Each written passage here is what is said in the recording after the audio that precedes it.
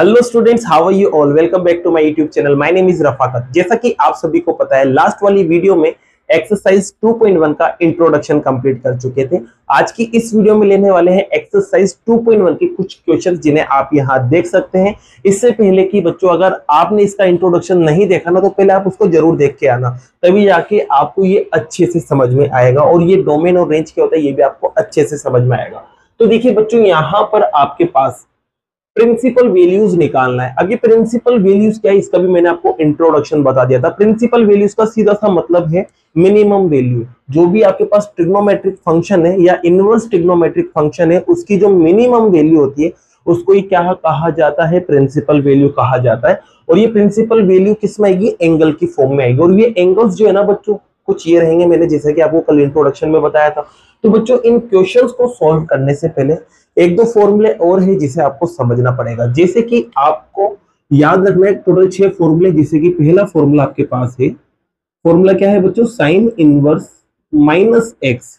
ये जो है ना रिजल्ट, ये इक्वल होता है माइनस के साइन इनवर्स एक्स के। एक तो ये फॉर्मूला आपको याद रखना है। अब चलिए इसका मैं प्रूफ भी बता देता हूँ, ये आया कैसे। तो इसका आप प्रूफ भी समझ ले कि प्रूफ आया कैसे। तो प्रूफ में देखो सीधी सी बात है, ये जो रिजल्ट है ना, इसको मैं कुछ ना कुछ मान लेता हूं। जैसे कि मैंने इसको माना है यहाँ पर कि ये थीटा है। ठीक है बच्चों, ये पहली इक्वेशन आप दे देना। अब देखिए मेरी बात सुनिए, ये साइन इनवर्स उधर जाएगा तो साइन में कन्वर्ट हो जाएगा, ये जैसा कि मैंने आपको कल बताया था। तो साइन उधर जाके साइन में कन्वर्ट हो जाएगा, तो ये बन जाएगा आपके पास साइन थीटा। ठीक है बच्चों, और यहाँ बचा रहेगा आपके पास माइनस का एक्स। अब ये माइनस उधर ले जाते हैं बच्चों, तो जैसे माइनस उधर जाएगा तो माइनस का साइन थीटा हो जाएगा। अब आपको पता है बच्चों, 11th क्लास की कहानी, 11th क्लास की कहानी हुआ करती थी कि साइन माइनस थीटा जो है ना, वो माइनस के साइन थीटा के बराबर होता है। ये आपको पता होगा। तो यहाँ पर माइनस का साइन थीटा किसके बराबर होगा, साइन माइनस थीटा के। तो यहाँ पर मैं लिख सकता हूँ इसको कुछ इस तरह से, साइन माइनस थीटा। ठीक है बच्चों, अब देखिए यहाँ से मैं थीटा की वैल्यू निकाल रहा हूँ। तो पहले क्या करूंगा, साइन को इधर लेके आ जाऊंगा। तो साइन किस में कन्वर्ट हो जाएगा, साइन कन्वर्ट हो जाएगा इनवर्स में, और एक्स एज इट इज, और यह माइनस का थीटा। अब यहां से अगर मैं थीटा की वैल्यू निकालूं तो थीटा आपके पास क्या बनेगा, माइनस इधर फेंक देगा थीटा, तो माइनस का साइन इनवर्स एक्स आपके बनेगा। ये कौन सी इक्वेशन आ गई, दूसरी। बस अब आपको क्या करना है, पहली और दूसरी इक्वेशन को आपको कंपेयर करना है। पहली और दूसरी इक्वेशन को कंपेयर करोगे तो आप देख सकते हैं यहाँ पर पहली इक्वेशन का जो आरएचएस है वो भी थीटा है, और दूसरी इक्वेशन का आरएचएस वो भी क्या है, थीटा है। तो इनके आरएचएस बराबर है तो इनके एलएचएस भी बराबर होंगे। तो इसका मतलब मैं कह सकता हूँ पहली और दूसरी इक्वेशन की मदद से कि जो साइन इनवर्स माइनस एक्स जो है ना, वो बराबर होगा किसके, माइनस के साइन इनवर्स एक्स के। तो जैसा कि मैंने यहाँ पर ये रिलेशन लिखा था, पहला फॉर्मूला लिखा था, उसको मैंने यहाँ प्रूफ करके आपको बता दिया। तो आपको एक तो ये फॉर्मूला याद रखना है बच्चों। इसके अलावा इसमें टोटल 5 फॉर्मूलाज है, जिसमें कि क्या होगा, माइनस में अगर एंगल आ रहा होगा तो उसको आपको प्लस में कन्वर्ट करने का तरीका पता चलेगा। जैसे कि देखो दूसरा फॉर्मूला क्या होता है, तो दूसरा फॉर्मूला आपके पास होता है कोस इनवर्स माइनस का एक्स। अब देखिए इसका फॉर्मूला क्या होता है, तो इसको समझते हैं बच्चों। तो इसका फॉर्मूला होता है pi minus cos inverse x. चलिए इसका भी प्रूफ बताता हूं कि ये कैसे बना है, तो इसको भी देखते हैं बच्चों। तो इसको मैं रफ करता हूं यहां पर, और उसके बाद प्रूफ करते हैं इस सेकंड पार्ट को। तो देखिए सेकंड पार्ट को प्रूफ करना है, तो यहां पर इस रिजल्ट को मैं क्या मान लूंगा बच्चों, इसको वैसे ही सेम काम करेंगे, इसको भी मैं यहाँ पर थीटा मान लूंगा। ठीक है, ये मैंने थीटा मान लिया। अब कोस उधर जाएगा, आपको पता है कोस उधर जाते ही क्या बन जाता है, कोस बन जाएगा, क्योंकि कोस इनवर्स उधर गया तो कोस बन गया। अब यहां पर से माइनस को उधर पहुंचा देते हैं, तो माइनस का कोस थीटा हो जाएगा। फिर से 11th क्लास की कहानी को याद करते हैं बच्चों। 11th क्लास की कहानी क्या हुआ करती थी, 11th क्लास में एक आपने पढ़ा था कि कोस पाई माइनस थीटा, ये नॉट चेंजिंग लाइन होती है, पाई वाली आपको पता है, और ये माइनस होगा तो सेकंड क्वाड्रेंट में जाएगा, और सेकंड क्वाड्रेंट में जाने की वजह से कोस जो है वो माइनस का मिलेगा। ये आपने 11th क्लास में पढ़ा होगा। अब यहाँ पर देखो सेम कहानी लगाते हैं, जो माइनस का कोस थीटा है ना, उसको आप लिख सकते हैं कोस पाई माइनस थीटा। तो लिखते हैं चलो यहाँ पर, तो यहाँ लिखेंगे आप कोस पाई माइनस थीटा। ठीक है, अब यहाँ से कोस को आप इधर लेके आइए, तो कोस हो जाएगा आपके पास कोस इनवर्स, और वहां बचा रह जाएगा पाई माइनस थीटा।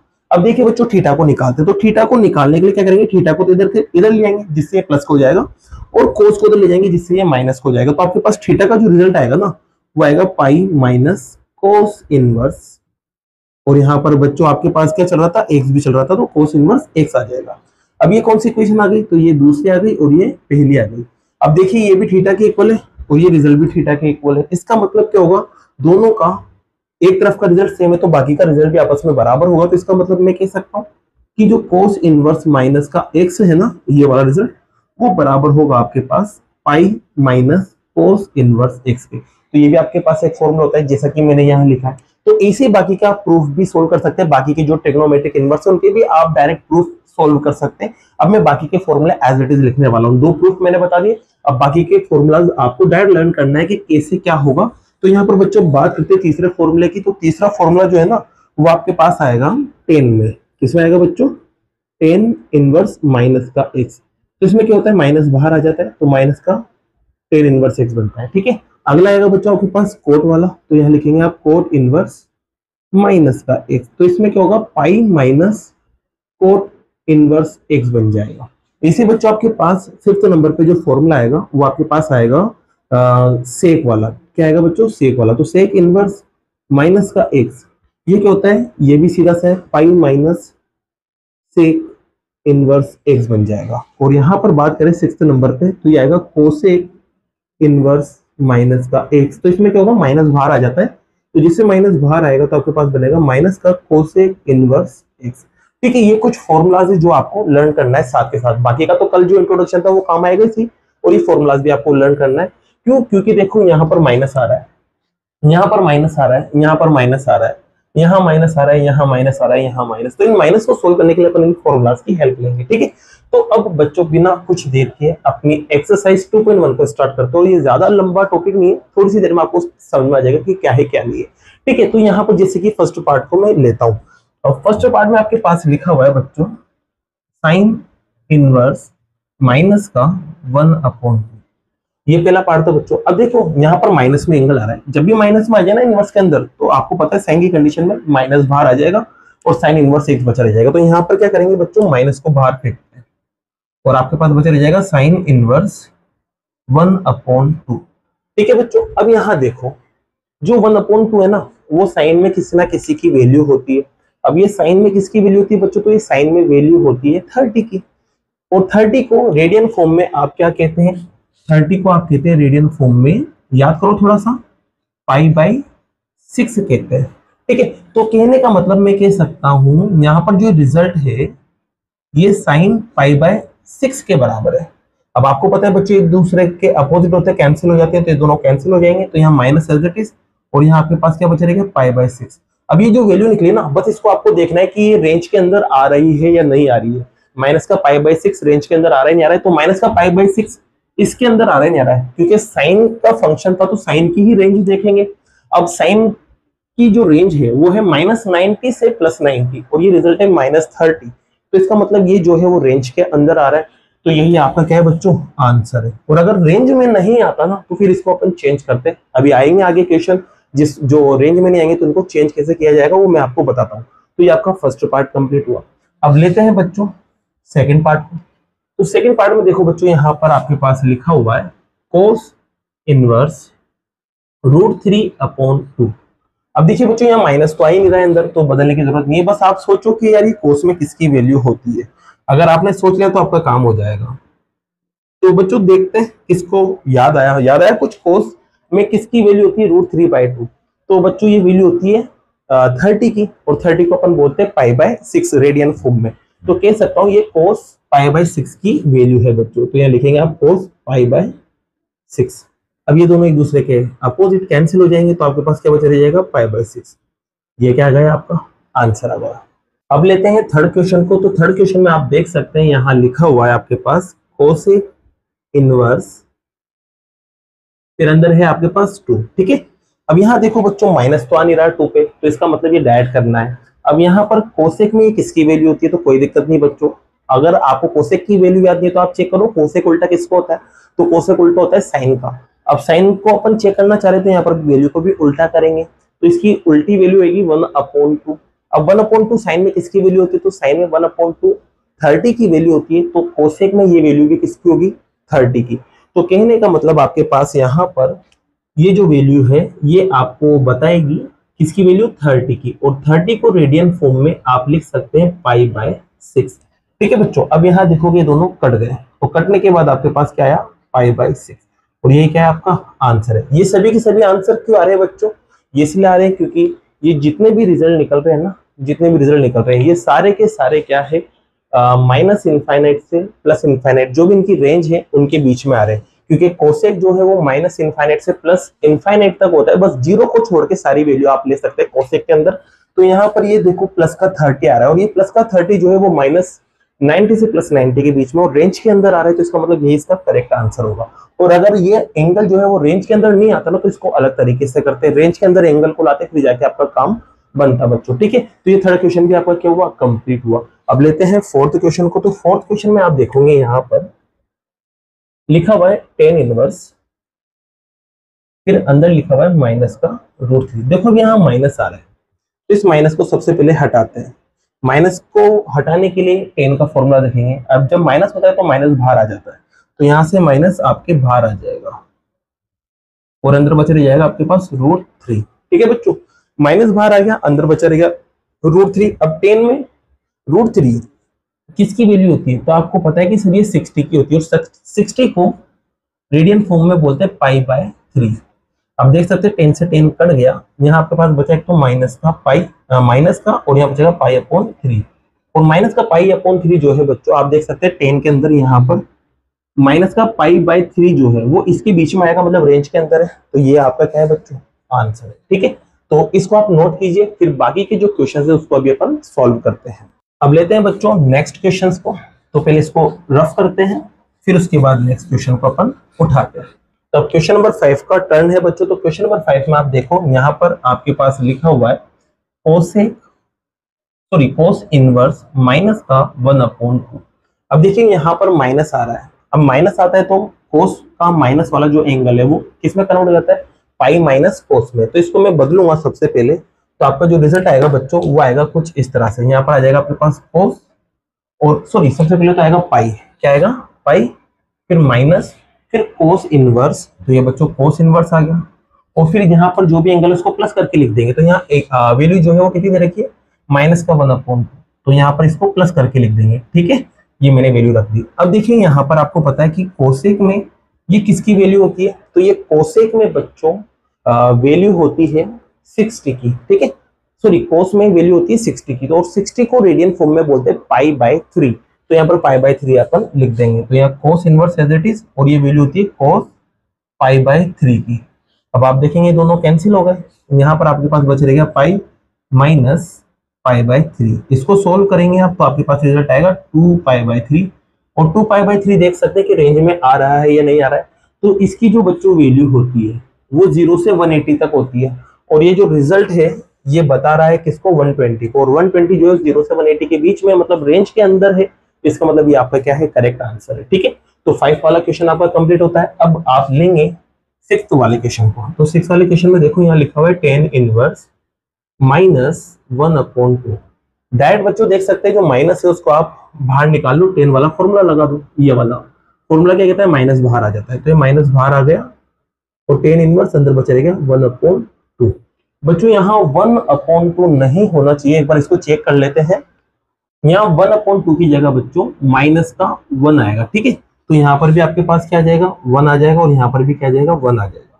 अब देखिए बच्चों मेरी बात सुनिए, ये जो 1 है ना, ये 10 में किसी ना किसी की वैल्यू होती है, और ये होती है 45 की, और रेडियन फॉर्म में इसको बोलेंगे आप π/4।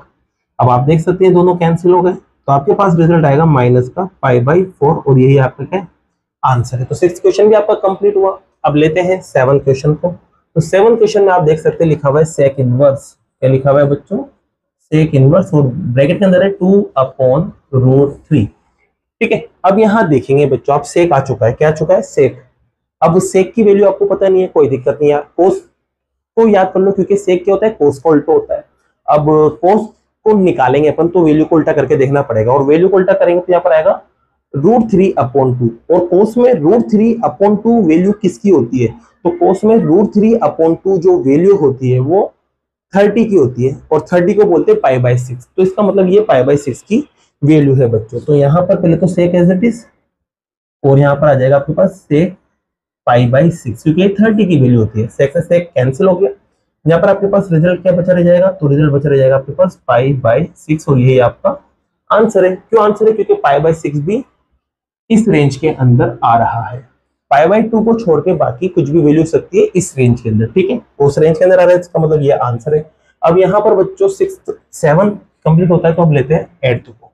तो 8th क्वेश्चन में आप देखेंगे यहाँ पर यहाँ लिखा हुआ है कोट इनवर्स और साथ में √3। अब बच्चों यहाँ पर आपको देखना है कि कोट में √3 वैल्यू किसकी होती है, क्योंकि माइनस तो आ ही नहीं रहा है, बस डायरेक्ट वैल्यू सोचना है आपको। तो कोट में किसकी वैल्यू होती है √3, तो कोट में ये होती है बच्चों 30 की वैल्यू, और 30 को बोलते हैं π/6 रेडियन फॉर्म के अंदर, तो यहाँ आ जाएगा π/6। अब यहाँ देख सकते हैं दोनों कैंसिल हो गए, तो रिजल्ट आपके पास क्या बचा π/6। यही आपका क्या है बच्चों आंसर, क्योंकि π/6 जो है वो इस रेंज के अंदर है, क्योंकि कोट है तो कोट की रेंज के अंदर आ रहा है, इसका मतलब यही आपका क्या है करेक्ट आंसर। इसको भी नोट कीजिए बच्चों, फिर लास्ट 2 क्वेश्चन और उन्हें सोल्व करते हैं। तो लेते हैं बच्चों नेक्स्ट क्वेश्चंस को। अब नेक्स्ट 2 क्वेश्चंस है वो आप देख सकते हैं। एक तो आपके पास है 9 वाला क्वेश्चन। 9 क्वेश्चन में आप देख सकते हैं आपके पास लिखा हुआ है कोस इनवर्स -1/√2। सबसे पहले तो देखो माइनस को हटाएंगे, तो कोस का ये वाला फॉर्मूला इस्तेमाल करेंगे। माइनस जैसे ही हटता है तो बच्चों पाई माइनस कोस इनवर्स हो जाता है, तो यहाँ पर आप क्या करेंगे पाई माइनस कोस इनवर्स, और जो भी यहाँ वैल्यूज को प्लस करके लिख दिया जाता है, ये फॉर्मूला कहता है यहाँ पर, ठीक है। अब यहाँ पर देखो बच्चों, आपको सोचना है कि कोस में किसकी वैल्यू होती है, तो पाई तो as it is minus as it is, ये कोस के अंदर π/4 की वैल्यू होती है। इसका एलसीएम ले लो, जब आप सोल्व करोगे तो आपके पास आएगा 3π/4। अब 3π/4 का मतलब होता है 135। अब 135 इसके बीच में, आप कहोगे सर हाँ 135 इसके बीच में है, मतलब रेंज के अंदर आ रहा है, तो ये आपका करेक्ट आंसर है, ठीक है। अब ऐसे बच्चों लेते हैं 10 क्वेश्चन को। तो 10 क्वेश्चन में आपके पास लिखा हुआ है कोसेक इनवर्स माइनस का √2। अब यहाँ पर भी देखो माइनस आ रहा है, तो कोसेक में माइनस आ जाए तो आपको पता है क्या करना है, माइनस को बाहर फेंक देना है। तो माइनस को बाहर फेंकेंगे तो आपके पास बनेगा कोसेक इनवर्स √2। अब यहाँ पर बच्चों आपको सोचना है कि कोसेक में जो √2 होती है ना वो किसकी वैल्यू होती है, तो बच्चों ये कोसेक में 45 की वैल्यू होती है। 45 का मतलब π/4। आप देख सकते हैं दोनों कैंसिल हो गए, तो आपके पास बचा माइनस का π/4, और ये आपका क्या बच्चों करेक्ट आंसर है। तो ये 10 क्वेश्चंस तो आपके कंप्लीट हुए। अब इसके बाकी के 1-2 क्वेश्चन है उन्हें भी सॉल्व करते हैं। उससे पहले बच्चों अगर ये क्वेश्चंस आपको समझ आए और वीडियो पसंद आ रही है तो वीडियो को लाइक कीजिए, चैनल को सब्सक्राइब जरूर कीजिए। अब लेते हैं नेक्स्ट क्वेश्चन को। तो बच्चों नेक्स्ट क्वेश्चन जो है आप यहाँ देख सकते हैं, इसमें 11 क्वेश्चन 12 क्वेश्चन और 2 एमसीक्यू क्वेश्चन और बचे हुए हैं आपके। इसी के साथ आपकी ये एक्सरसाइज 2.1 पूरी कंप्लीट हो जाएगी। तो सबसे पहले लेते हैं 11 क्वेश्चन को। तो 11 क्वेश्चन में देखिए बच्चों, यहाँ पर आपके पास ये क्वेश्चन है, मैं यहाँ डायरेक्ट इसको सोल्व करने जा रहा हूँ। तो देखिए यहाँ वैल्यू रख रहा हूँ बच्चों में सबसे पहले। तो यहाँ पर चलिए वैल्यू रखने से पहले यहाँ पर जो माइनस है ना इसको अपन बाहर निकालते हैं। तो यहाँ 10 इनवर्स तो एज इट इज रहेगा बच्चों, ठीक है, क्योंकि इसमें माइनस नहीं आ रहा है। यहाँ देखो माइनस आ रहा है, और कोस में जब माइनस आ जाता है तो माइनस बाहर निकालने के लिए कोस को पाई में से माइनस किया जाता है। तो यहाँ पर इस माइनस को हटाने के लिए क्या करेंगे बच्चों, आप पाई में से माइनस करेंगे किसको, कोस इनवर्स को, और एंगल जो है वो प्लस का हो जाएगा। अब यहाँ पर देखो साइन है, साइन वाली कैटेगरी में क्या होता है बच्चों, माइनस बाहर आ जाता है डायरेक्ट। तो यहाँ पर ये माइनस बाहर आएगा तो इस प्लस को माइनस कर देगा वो, और यहाँ पर आपके पास आ जाएगा माइनस साइन इनवर्स 1/2। ठीक है, ये आपको समझ आ गई होगी बात। अब वैल्यू रखते हैं बच्चों, ये वैल्यू होती है 10 के अंदर 45 की, और 45 को बोलते हैं π/4। ये प्लस का pi as it is, minus as it is, cos inverse as it is. अब कोस में बच्चों ये वैल्यू जो है ना, ये वैल्यू होती है 60 की, और 60 को आप बोलते हैं π/3। क्या बोलते हैं, π/3। तो ये कोस π/3 की वैल्यू कहलाई। अब बच्चों यहाँ पर ये minus sine as it is. अब ये होती है किसकी वैल्यू, ये होती है 30 की वैल्यू। तो साइन में 30 को रेडियन की फॉर्म में अगर बदलेंगे तो आपके पास आएगा π/6। अब यहाँ पर ये कैंसिल हो गया, यहाँ ये कैंसिल हो गया, और यहाँ ये कैंसिल हो गया। तो आपके पास एक तो बचा π/4, एक बचा प्लस का पाई, एक बचा आपके पास माइनस का π/3, और एक आपके पास बचा है माइनस का π/6। अब इसको सोल्व कर लो, तो इसका एलसीएम लेंगे बच्चों। एलसीएम आपको पता है कितना आएगा, 12 आ जाएगा। अब 12 आने के बाद यहाँ 4 से इसको कट करेंगे, 3 टाइम 3 को ऊपर मल्टीप्लाई कर देंगे, 3π आ जाएगा minus as it is, sorry plus as it is, फिर यहाँ आ जाएगा 12π। फिर यहाँ पर बच्चों आपके पास आ जाएगा 4π, वो भी माइनस के अंदर, ठीक है, और यहाँ माइनस एज इट इज, और यहाँ पर बच्चों ये कट जाएगा 2 बार, 2 को ऊपर मल्टीप्लाई करेंगे तो 2π आ जाएगा। अब इसको सोल्व करते हैं, तो ये तो क्या 15 में से 4 गया 11, और 11 में से आपके पास 2 गया तो 9 बचेगा, तो ये 9 पाई आ गया और अपॉन में 12 कैंसिल हो जाएंगे बच्चों दोनों, ये 3 बार कट जाएगा और ये 4 बार कट जाएगा, तो आपके पास आएगा 3 की टेबल से कट गए दोनों है ना, तो आपके पास आएगा 3 पाई बाई 4 और यही आपका क्या है बच्चों आंसर है। तो ये समझ आ गया होगा आपको, तो इसको आप नोट कीजिए, फिर इसको रफ करके लेते हैं 12 वाले क्वेश्चन को। अब लेते हैं बच्चों क्वेश्चन नंबर 12 को। तो क्वेश्चन नंबर 12 में आप देखोगे यहाँ पर दोनों के दोनों जो रिजल्ट है वो प्लस में आ रहे हैं, तो डायरेक्ट वैल्यू रखते हैं यहाँ पर अपन। तो यहाँ देखो बच्चों, इसके अंदर 12 क्वेश्चन के अंदर कोस तो एज इट इज, ये लो cos inverse as it is. अब ये कोस में किसकी वैल्यू होती है, जस्ट अभी बताया था आपने, ये कोस में 60 की वैल्यू होती है और 60 को रेडियन फॉर्म में बोलते हैं पाई बाय 3। ठीक है बच्चों, अब ये +2 as it is, sine inverse as it is. अब यहाँ पर ये साइन में किसकी वैल्यू होती है, तो ये साइन में 30 की वैल्यू होती है, 30 को आप बोलते हैं पाई बाय 6। ये कैंसिल हो गया बच्चों और ये भी कैंसिल हो गया, तो यहाँ आपके पास बचा पाई अपॉन 3 और यहाँ पर 2 एज इट इज, मल्टीप्लाई में आपके पास चल रहा है पाई बाय 6। यहाँ देखोगे तो ये दोनों कट जाएंगे बच्चों, आपके पास बचेगा पाई बाय 3 और पाई बाय 3। इसका जब आप एलसीएम लोगे तो एलसीएम आपके पास आएगा बच्चों 2 पाई बाय 3। ठीक है, ये आपके पास हो जाएगा, सोल्व करोगे जब एलसीएम लेके, और ये यहाँ पर क्या है बच्चों आंसर है। तो इसी के साथ आपका 12 क्वेश्चन भी कंप्लीट होता है। अब साथ के साथ बच्चों 13 क्वेश्चन को देखते हैं। देखो 13 क्वेश्चन में आपके पास ये साइन इनवर्स x दे रखा है और आपको इक्वल में y दे रखा है। अब ये जो y है ना बच्चों, y एक तरह से एंगल ही होता है, तो ये y जो है, क्योंकि मैंने आपको इंट्रोडक्शन में बताया था, तो इस y की वैल्यू क्या होगी, तो सीधी सी बात है बच्चों, यहाँ पर साइन इनवर्स का जो रेंज होगा वही y की वैल्यू होगी। अब रेंज को देखते हैं, तो रेंज आप देख सकते हैं यहाँ पर रेंज देखेंगे तो -π/2 से जो y की वैल्यू आएगी ना, वो -π/2 से प्लस के π/2 होगी। अब यहाँ देखो बड़े ब्रैकेट लग रहे हैं, बड़े ब्रैकेट का मतलब क्या होता है आपको बता रखा है 11th क्लास के अंदर। बड़े ब्रैकेट का मतलब होता है कि ये वाला भी शामिल है और ये वाला भी शामिल है। इसका मतलब जब इसको अगर आप ओपन करोगे, क्या करोगे, इसको ओपन करोगे, तो ओपन करने पर ये कुछ इससे बनेगा कि माइनस का π/2 और ये प्लस का π/2। अब ये y से बता रहे हैं तो y लिख देंगे यहाँ पर बीच में। अब ये जो y है ना वो इसके बराबर भी हो सकता है और इससे बड़ा भी हो सकता है, तो ये साइन आ गया। और यहाँ पर ये जो π/2 है ये y से क्या हो सकता है बच्चों, छोटा भी मतलब बड़ा भी हो सकता है और उसके बराबर भी हो सकता है। यहाँ तो y बड़ा होगा और वहां पर ये बड़ा होगा। ठीक है, तो यहाँ पर ये वाली कंडीशन जहां भी दिख रही है वही आपका करेक्ट ऑप्शन है। तो ये कंडीशन आपको दिख रही है ऑप्शन वाले बी में, तो ये वाला ऑप्शन आपका क्या है करेक्ट है। तो इसके अंदर आपके पास बी ऑप्शन करेक्ट हो जाएगा, बस प्रिंसिपल वैल्यू आपको देखना था। अब लेते हैं 14 क्वेश्चन को। तो 14 क्वेश्चन को सॉल्व करना है, तो यहाँ पर बच्चों पहले तो माइनस को बाहर निकालते हैं। तो 14 क्वेश्चन के अंदर देखेंगे आप यहाँ पर, तो 10 इनवर्स तो एज इट इज, अब √3 भी एज इट इज रख देते हैं 2 मिनट के लिए। पहले माइनस को बाहर निकालते हैं। अब सेक के अंदर से माइनस को जब बाहर निकालते हैं तो पाई में से माइनस करना पड़ता है, देख सकते हैं यहाँ पर। तो यहाँ पर ये माइनस है ना, तो इस माइनस को तो एज इट इज। अब यहाँ पर देखो मैं पाई में से माइनस करूंगा, इसको जब जाके ये माइनस बाहर निकलेगा तो पाई माइनस सेक इनवर्स आपके पास आ जाएगा बच्चों 2। ठीक है, ये बन गया, ये तो एज इट इज लिख दिया। और यहाँ पर ये माइनस की वजह से मैंने यहाँ ब्रैकेट बना दिया क्योंकि साइन चेंज हो गया। अब वैल्यू रखते हैं और सोल्व करते हैं। तो बच्चों यहाँ पर 10 इनवर्स एज इट इज, 10 में किसकी वैल्यू होती है भाई, 10 में होती है 60 की वैल्यू और 60 को बोलते हैं π/3। अब माइनस अंदर जाएगा तो पाई माइनस का हो जाएगा और ये सेक प्लस का हो जाएगा और ये sec inverse as it is. अब ये सेक में किसकी वैल्यू होती है सोचो। अब बच्चों सेक का याद नहीं तो कोई दिक्कत नहीं, आप कोस को याद करो कि यार कोस में जो 1/2 है ना, क्योंकि कोस सेक को उल्टा होता है तो 2 को उल्टा करूंगा 1/2 बनेगा। अब कोस में 1/2 किसकी वैल्यू होती है, तो ये होती है 60 की। 60 को बोलते हैं π/3, तो यहाँ पर भी कह सकता हूँ मैं ये π/3 की वैल्यू है। अब देखो इसको सोल्व करते हैं, कट गया और ये कट गया, तो आपके पास बचा बच्चों एक तो π/3, एक माइनस का पाई और यहाँ पर फिर प्लस का π/3, ये आपके पास बचा। अब इसको आप सोल्व करेंगे एलसीएम लेके, तो एलसीएम ले लेते हैं। यहाँ पर आपके पास एलसीएम 3 आ जाएगा, फिर यहाँ पर पाई आ जाएगा और यहाँ माइनस का 3 पाई आ जाएगा और यहाँ प्लस का पाई आ जाएगा। इसको जब आप सोल्व करेंगे तो माइनस का π/3 आपके पास बचेगा, यही क्या है आपका आंसर। देख लो माइनस का π/3 का है, तो इसमें भी ऑप्शन बी वाला आपका क्या हो जाएगा, करेक्ट हो जाएगा। तो इसी के साथ बच्चों ये एक्सरसाइज 2.1 पूरी कंप्लीट होती है। अब बाकी के जो क्वेश्चन है वो नई एक्सरसाइज में करते हैं। अगर वीडियो पसंद आई और ये क्वेश्चन आपको समझ आए हो तो वीडियो को लाइक कीजिए, चैनल को सब्सक्राइब कीजिए। Thank you so much.